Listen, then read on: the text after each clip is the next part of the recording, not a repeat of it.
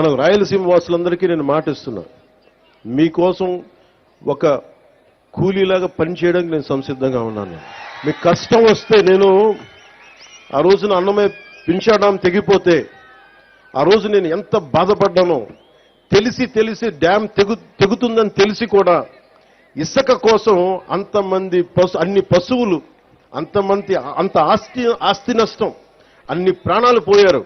Just ఇసుక కోసం తెలిసి కూడా ఇసుక తవ్వుకోవడం కోసం డ్యాము నిండిపోతుంది, తెగుతుంది, కట్ట తెగుతుందని కూడా వదిలేశారు. నాకు బాధ్యత, నాకు నిజంగా ఆ రోజున ఎంతమంది యువత వచ్చి బాధపడతా ఉంటే నాకు అనిపించింది, నిస్సహాయత అనిపించింది నాకు. అరే, నా చేతిలో కనుక అధికారం ఉంటే ఏదైనా చేసేవాడిని.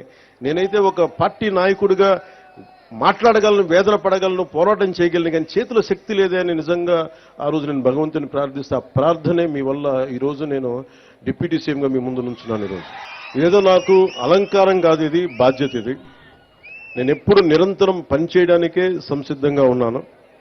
మీకోసం అహర్నిశలు పనిచేస్తాం.